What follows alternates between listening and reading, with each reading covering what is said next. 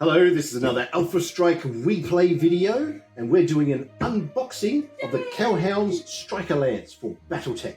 The Kell Hounds. Yes. Yes. Swoosh.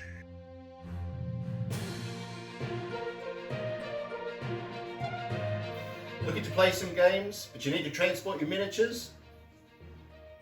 So these are a little bit hard to get, but we managed to get one for you, sir. This is actually for you.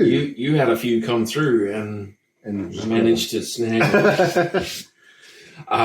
So tell us what we actually get in this one. Yeah, so we get some cool resculpts of stuff. We've got the Wolfhound, the Night Sky, the Griffin, and the Crusader. And the Crusader is actually jumping. Which is also very cool. Insane. That's really, really cool. The Griffin's a very popular mech. I mean, it was one of the first two from the beginner box set. So if you've got something that's an alternate pose of the same mech, you can take a couple of them. It makes it easier to... And it means you don't have to change the colour scheme or anything. You can tell which one's which with the pose.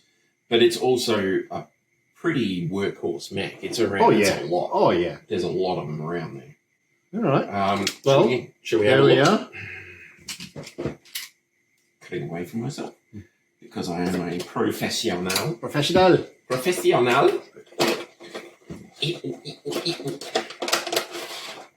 Ooh. I'm going to, as always, give you the cards, my man. There's some cool stuff there. And I'm pretty sure if we go with weight class, as we usually do, I've got us zeroed in here. So we're starting with the Wolfhound. The Wolfhound is a 35-ton. It says here on the Alpha Strike, because you get an Alpha Strike card for each of these as well. There's two versions. The WFL6S for 35 points and the WLF-1 for 24 points. Quite a big difference. So the -1 is probably the original, I would say so. That's a Striker at 949 BV. Yeah. And the 6S is 1,266. So there's rear weapons. Yeah, some sizable differences. Yeah, so it does 2 damage at short, medium, nothing at long. The more expensive one is 3 and 3 and 0. The Wolf one has a single large laser on the arm, 10 single heat sinks, and then it's got 4 medium lasers. There's 3 at the front and 1 in the center torso at the back. And that is why it has a rear thing. The 6S is a Dark Age variant, which is why it costs so much more.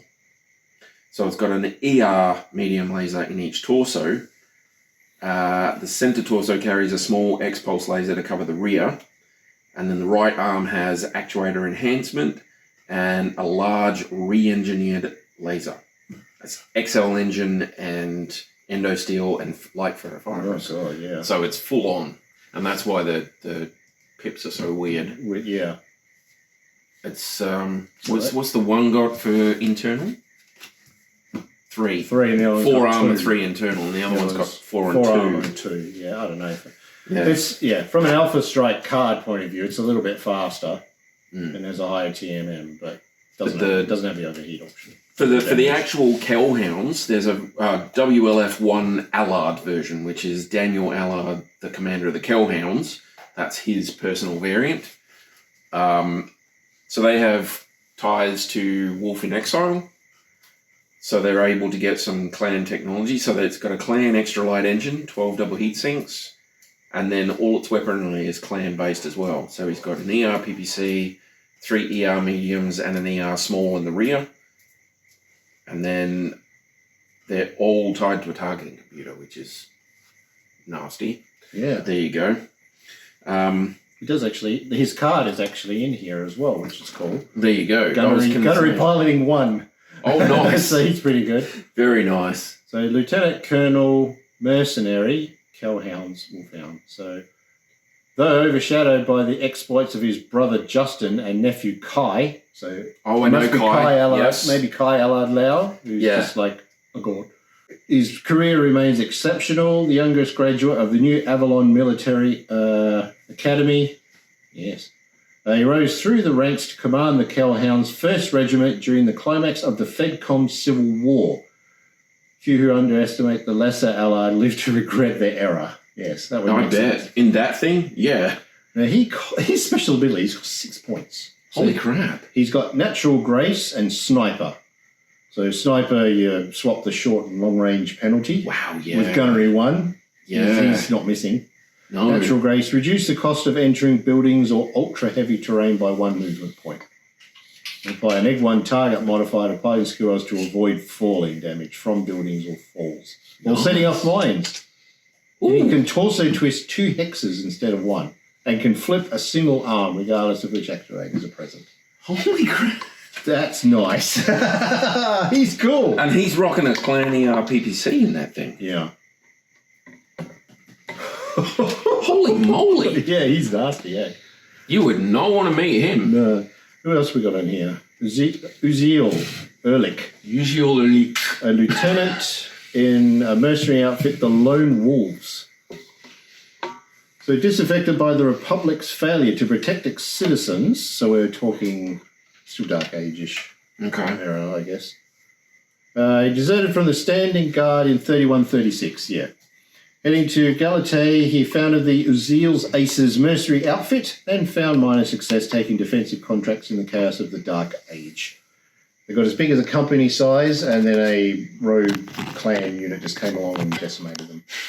As they do. He survived and said, nah, too hard. So What's he got? So he signed the remaining lance of Uziel's Aces up to the Lone Wolves, and relishes the opportunities found in the Shattered Falcon operational zone. Oh, okay, yeah. Yeah, so... I think I know that. He's got 2-point special ability, float like a butterfly, can reroll a successful attack or determine critical hit roll, where he is the target twice per scenario. Nice.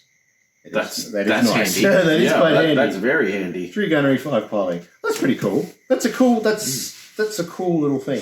I think there's like 17 variants of that as well. Oh, I'm not surprised. Yeah, it's been around for a while. That's a solid model to have. It's a nice mech, nice re-sculpt of how it looks. Nice good solid design. Yeah. Very cool. All right, so who's next? Weight-wise, then this is actually one of my favourites. I know they say this every box, but this guy is very, very cool. This is the Night Sky. And this is one of your rare melee-focused mechs. He is 50 tons. The NGS 4S. 4S, yes, that's here. So it's a 97k an hour one. So again, that's about a 6'9", roughly. So TMM of 2 on here with a movement of 12 jump. Wow. Ooh. Okay, yeah. Striker. 3 damage. He's got jump jets. Yep. Yep. 1 large pulse, 2 medium pulse, 1 small pulse, and a hatchet. Nice. And the original Night Sky, well, the Night Sky that I've got here, which is the 4S, I'm pretty sure has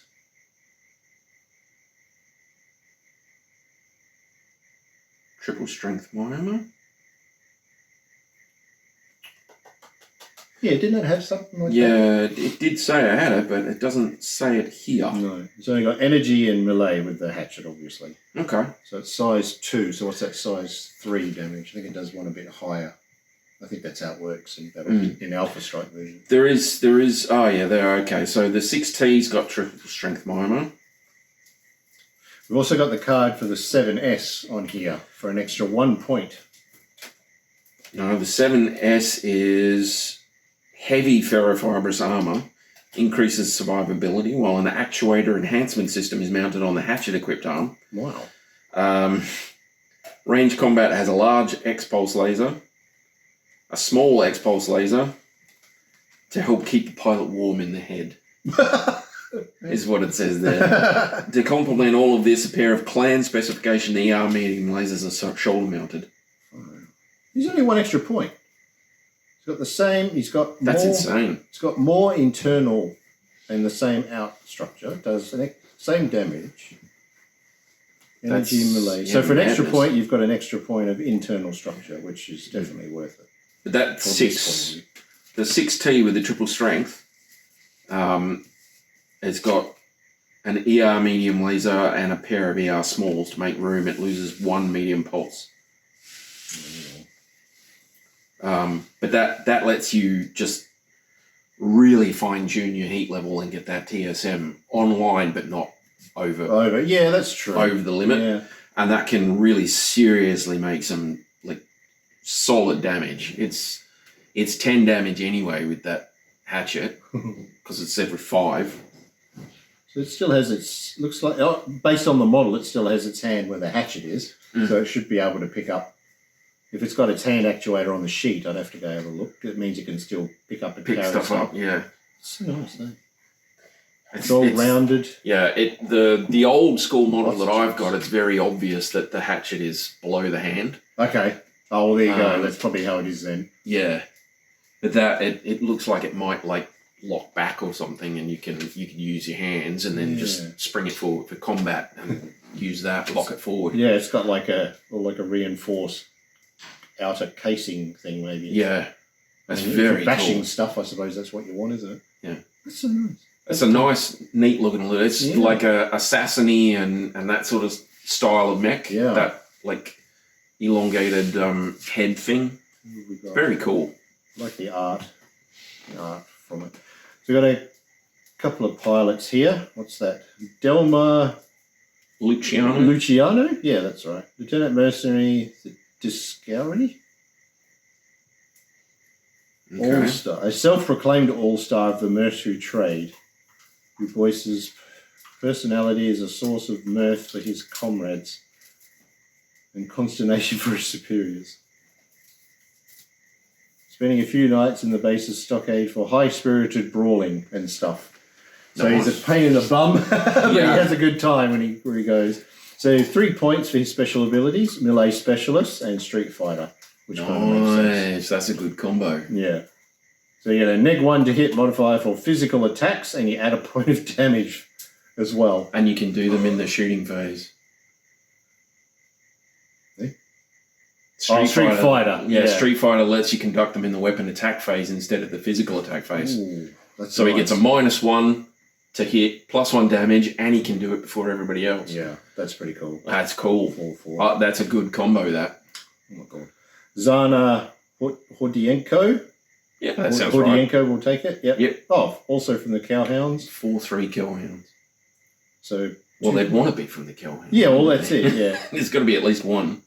So, wounded in earlier battle against the Jade Falcons, was unable to deploy in, Timkovici in 3142, and so narrowly avoided the devastation wrought on the Kell Hounds there. Oh. There you go. Retired. Oh, there we go. Nation the Ark Royal has moved back into the cockpit, built in the Kell Hounds 3rd Battalion. Okay. Oh, so they found it, because I think they put a lot of money into orphans and stuff, like people who are orphaned. Okay. I think I read it somewhere. I'm pretty sure it was the Kell Hounds that did that. I know that because I think the Wolves Dragoons also did something similar. They took on orphans or whatever, but yeah, I don't know. I'd have to look into more into the Kell Hounds. But anyway. She's got Zweihander. Yeah. So 2 points. They make a 2-handed attack in the front arc with melee weapons. All actuated damage modifiers for both arms apply. Successful attack inflicts 1 additional point of damage per 10 tons of attacking mech weight. And 2 for active strength biomer. So wow. You've already got 10 for the standard. Then you've got an extra 5 for the Zweihander. Oh, mate. And then the triple strength biomer if you put her in a variant with it. Yeah. Which is insanely cool. But you have to make a critical hit check against the arm holding the melee weapon. Yeah. And if the attack is unsuccessful, you have to do a piloting roll, like it's a miss kick, and then you fall. What's up, buddy? What do you want? Well, that's cool. That's very cool. There's no actual Kell Hound variant listed here, but there is a cool thing. So there is at least one example of a left-handed Night Sky. Well, the alphanumerical designation NGS4SL. Built specifically for a left-handed mech warrior, it's implied its configuration is mirror reverse with the hatchet on the left arm instead of the right. Wow. Which is cool. I like that. I've never really thought about how that would work in a mech, because like flying a plane. If you're left or right-handed, you still do the controls would be what they are. The type of movement that they can do. But one of the things that you find when you're left-handed is it can be harder to learn how to do things if you have to learn it right-handed instead of left-handed. Okay. Because there are certain things that you can do better with your left hand. Just like I'm sure there are certain things that you can do better with your right hand. Yeah, like throwing. Yeah, that's it. So technically you can throw with either hand, but it's easier for you to learn how if they let you do it with your right hand, with your better hand. Yeah, I look very drunk when I throw with my offhand. I had to basically teach myself how to throw the javelin when I was a kid in Little Athletics because the only people that could teach me how to do it were right-handed. And I can do it, but I can't do it properly right-handed because I'm left-handed. Yeah. And that would work well. If you had a left-handed mech, then you would learn how to do it left-handed. Yeah. And even if you've learned how to do it right-handed, there's still things that you would do better left-handed. There might be a more instinctive thing. Because of the neuro helmet, you've got that actual link. That's true. If you're thinking left-handed, but you're trying to act right-handed, there might be that just a microsecond difference between your thought process changing itself around and the mech actually responding that could get you killed. Yeah. So having one that responds properly is probably a good thing. Anyway. Well, but they do talk about how but you're right though. You do talk about how the helmet is there to use the pilot's sense of balance. But it must do other things as well. I mean, there's got to be a lot. But even your sense of balance for a right-handed person and a left-handed person, they will be different, slightly different. I think so too. Yeah. Like I say, it's the like Mikey was saying, it's the night shooting argument, right? It might only be a microscopic variation, right? There might not be worth a +1 or a +2 or a +6 or whatever, but it is a difference. There will be a difference, and it would take training and repetition to be able to do it without that microsecond of hesitation. Very interesting. But I still think it's cool. It is. But I'd still pilot a right-handed one if I had to. Have one in each hand. Let's mix it up a bit. Stuff it. Let's do this. Wolverine it up. All right, so who's next? So next weight up is the Griffin. And now this is it's a different sculpt. That's a resculpt of the one Griffin, that comes in the beginner box. Which you should get, everyone. If you haven't got it, go get a beginner box. 55 tons, and the OG guy has a PPC and an LRM10. Oh, you want to see them too, do you? Oh, foot off. Good boy. Right. Okay. So PPC, LRM10, and he's 1200 BB. 1272. Jump jets, 86 k's an hour top speed. Yep. So no slow poke. No, it's good. It's been a workhorse forever. Yeah. I'm going to say that's a workhorse mech. That is one that's been around for a long time. Everybody's probably got one. 55 tons and just under 5 million C-bills, just in case you were interested. Oh. Talk to my accountant, I guess. Yes. Oh dear. What variants have we got on there then? 3M, which is pretty common. The 3M is pretty common. Yeah, I think that's... But it's good. Upgraded version 3049. Yeah. Yeah. So that's got the XL engine, 14 double heat sinks, replaces the PPC with an ER, and the LRM10 with an LRM20. Gives him a small laser, and 2 tons of ammo are protected by case. That's right. Which is always a plus. Yeah, definitely. So increase the damage and the range. Range and damage, which is very handy. Considering how maneuverable it is, he should be able to get wherever he needs to. It's a solid mech. Yeah. It is a very solid mech. If you got one of the box sets with this guy in, then seriously put him in just about anything you do, because there's 100 different variants. I'm not even going to figure out how many variants there are because there's loads. Yeah. It doesn't look like there's a specific one for the Kell Hounds, but who have we got on the... Well, what's the other variant? The other variant says C. Griffin C, so it could be a... Oh, that's a clan variant. Is it? Yeah. So Wolf Empire refit. Oh, okay. Um, So 33 points to 37 points. So what do we get for extra points on it? so it's appearing across the inner sphere thanks to Clan Sea Fox. As fast as many light mechs mounting a 330 XL engine. So he upgrades his speed by the sounds of things. Yeah, he's moving 12 with an 18 jump. Yeah. So Endo Steel, 11 double heat sinks, and 9 improved jump jets. Yeah, that's what I'm talking about. All its weaponry is clan grade, so it's got an ER PPC, an XS Streak LRM-10, fed with a ton of case-protected ammo. Streak LRM. 3 across the board, it says, on Gotta this love card. that. No overheat. 6 armor, 3 internal, 18 jump.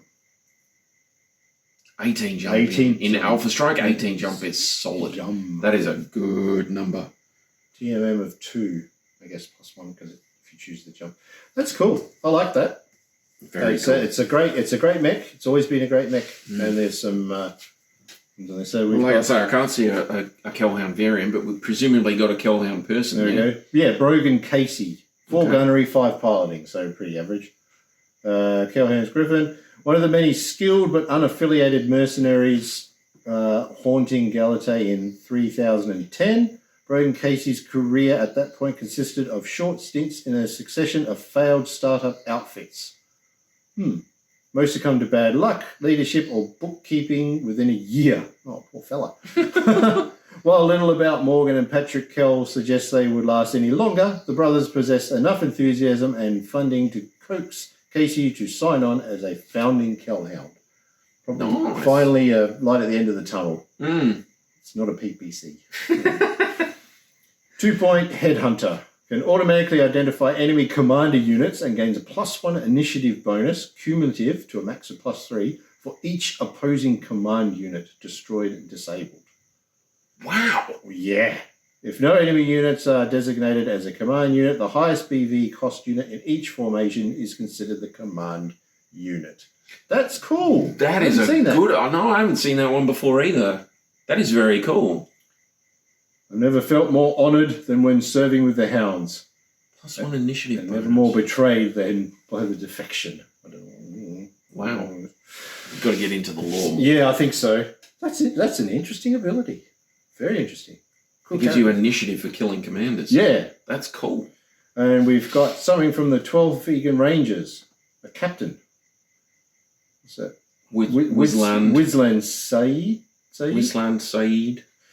Archetypical mercenary brat. She was born to parents who served with the 12 Vegan Rangers, got her martial education at the knees of Rangers officers, and even found her wife among the Rangers. So there you go, in for life. A trusted company commander, her dedication to the unit as her extended family fuels her aggressive combat style. When a subordinate falls in battle, she is known to rush forward in an attempt to personally punish their attacker in hand-to-hand combat. Nice. So 3 points, Slugger and Melee Master. Slugger. Okay, may improvise and use a club single-handed, allowing use of weapons in the torso and other arm as normal. That's nice. Yeah, that is really cool. And Melee Master gives you the one extra punch, kick, or club for physical attack phase. Wow. So she can fire with torso and arm weapon. Yep. And club twice. Twice with that. That's insane. She is clubbed to death. I like that combo as well. That's a good combo. There's some really cool abilities coming out here. She's a right good officer, but I wish someone would tell her a busted actuator is harder to fix than an empty ammo bin. Sounds about right. That's cool. She's 3-3. You expect that from a captain level, someone. Well, you'd want to have some reasonable skills there, especially if you're using them that much. Yeah, but that's cool. So that leaves us with the Crusader, I believe. Yeah, and he's Now this one's interesting. So this one comes with a jump base. So you can actually take him off there. There's 2 little plugs there, and they go in the base of his jump jets. You may or may not be able to see that on here, but hopefully there's some photos and things going up. But that's very cool. I like that. What I like about that is that if you magnetize it, Yeah. You could put it on a normal base when he's moving, and if you jump, instead of putting the dice thing, you just... That'd be fancy, a big jump boom thing. Look at that. That's nice, isn't it? That's so very cool. 65 tons with jump jets too.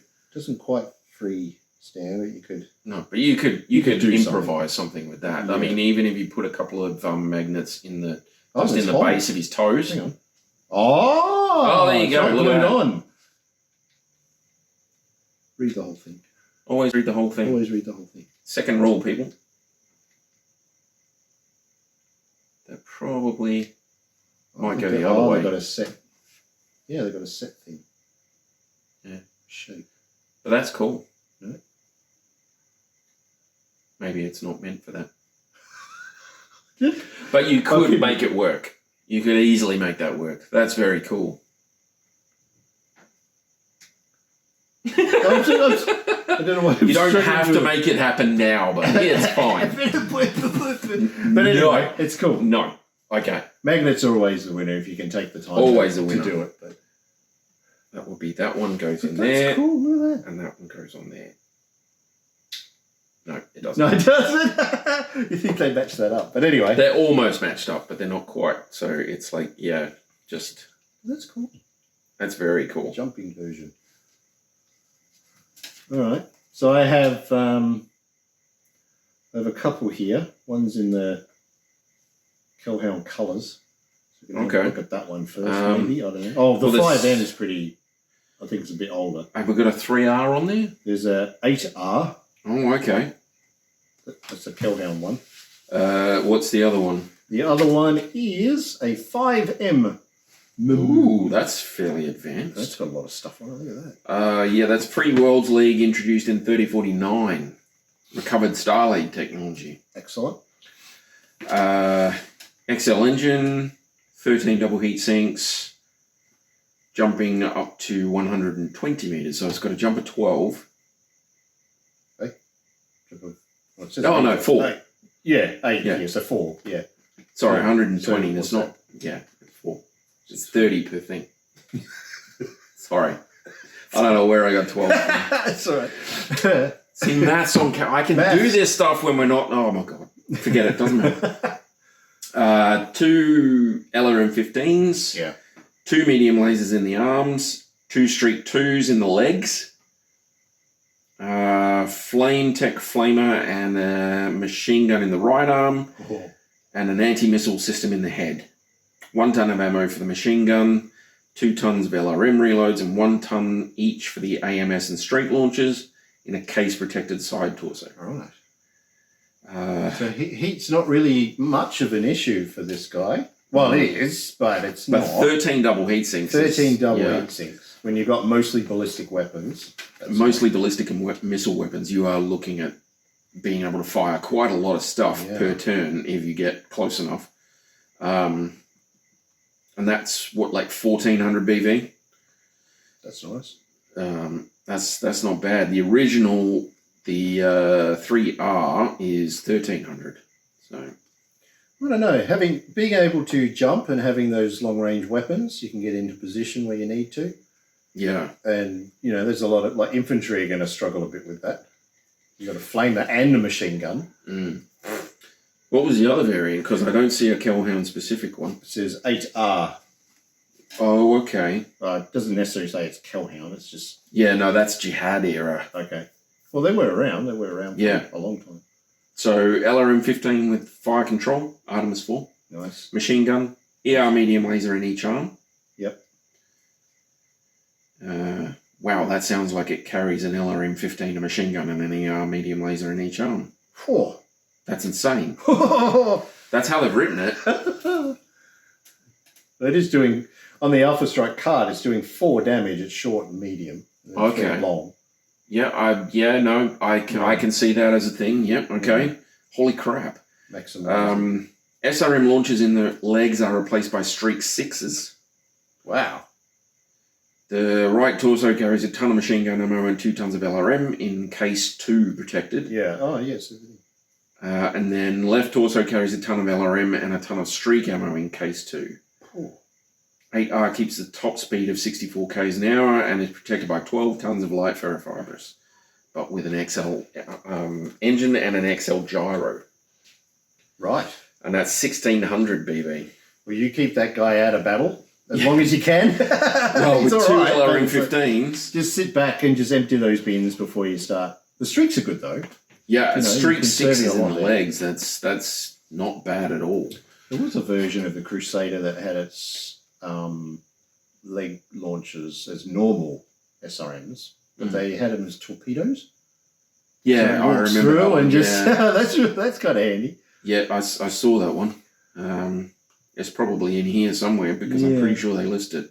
But that first one, that was pretty good. The Free Worlds League one.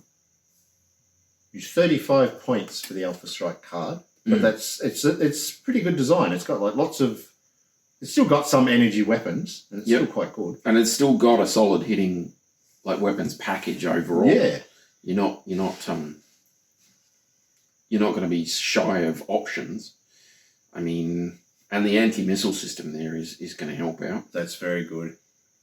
I don't know, after all custom building and stuff like that, anti-missile systems and some things just seem to be the norm that you'd never even think of. You know, we wouldn't even think of doing it, but then we start doing all the videos and talking about the tech and it's like... This is stuff that I think about all the time. Mm. If you go through Tech Manual or the TAC Ops book and look at some of the optional rules, then you go, how do I fit all of this stuff in my mech? I want the whole... I want you to all. Yeah. I want the package. It's insane. Well, let's have a look at the pilot. So we've got Sarah O'Cathian. That sounds about right. Yeah. O'Cathane. 3 gunnery, 4 piloting. She is a major in the Kell Hounds. And she has the Crusader that she inherited from her estranged father, which was piloted on Mallory's World. So she vowed to surpass her parents' considerable accomplishments. Perhaps surprisingly, this motivating parental spite led Sarah to become a beloved battalion commander who advocates fiercely for her subordinates and expects the best in return. She's mastered the art of reading a battlefield to find where the fire support could turn the tide and providing it with her missiles. So she has 2 skills that cost 3 points in total. One is Sandblaster, which I think you like. Yeah, that's a good one. For LRMs, that is a solid skill. Yeah, so you roll on the cluster table and you add +4 if it's short range, +2 if it's medium, and +2 if it's long or extreme. So you're quite accurate if you hit with all your missiles, which is really nice. And you've got a Bleak Attacker, which is indirect fire attacks receive a -1 2-hit modifier and do not require a spotter.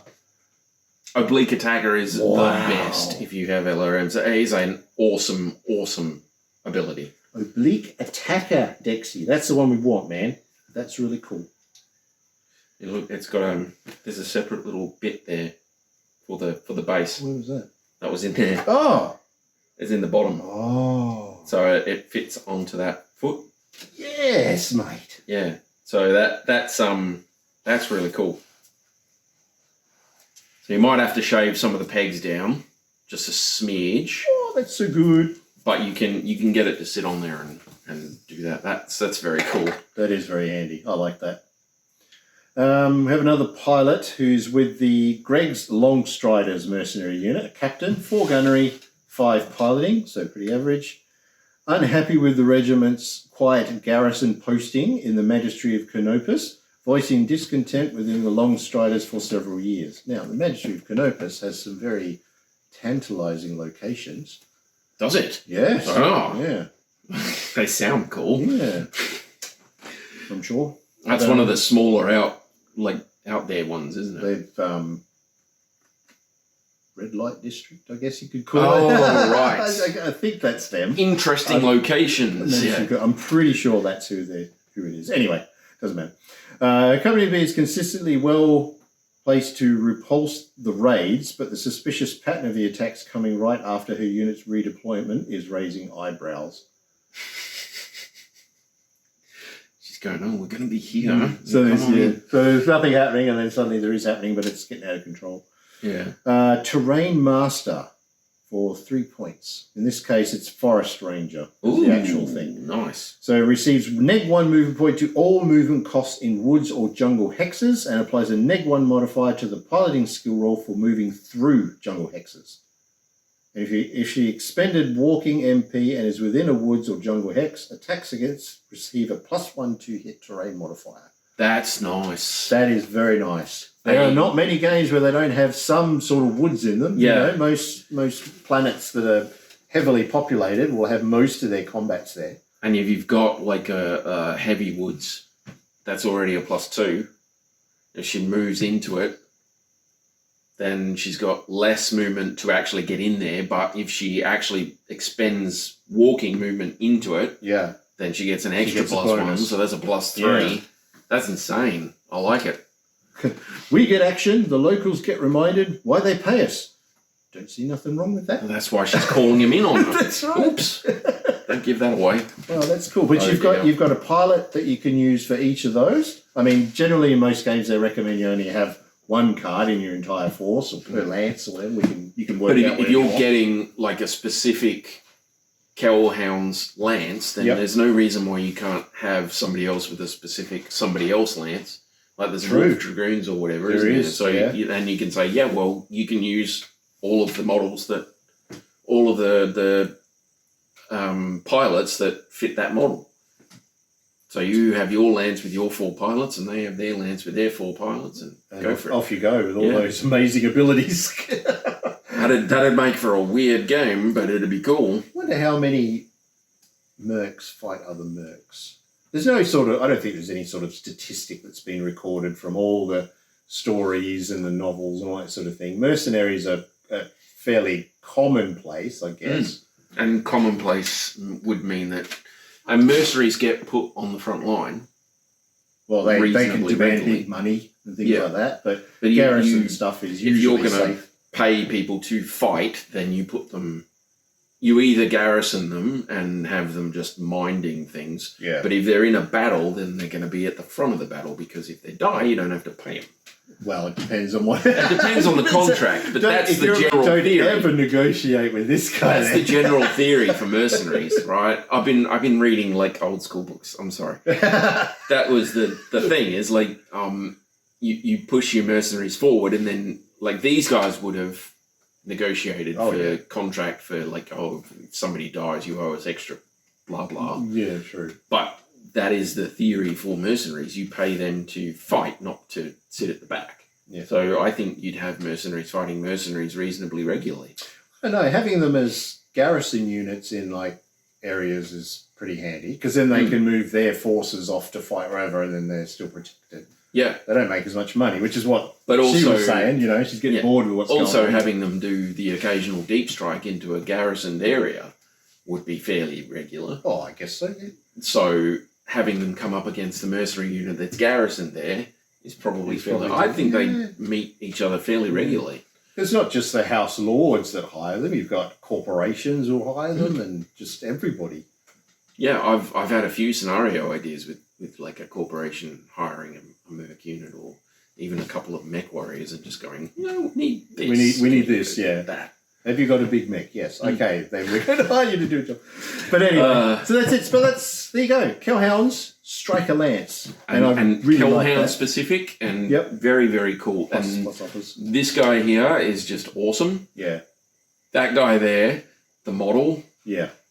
brilliant. The mech, That's so nice. amazing. Just don't even. They're great. Very, Yeah, very cool but lance. They're very nice. It's nice. It's nice having a different sculpt of the Griffin, like we're talking about. But that's nice. I like that look for that mech. It's good.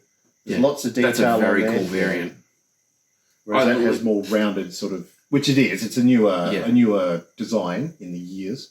So a bit more. But like I say, that looks a lot like the Assassins and what was the other one that looks like that?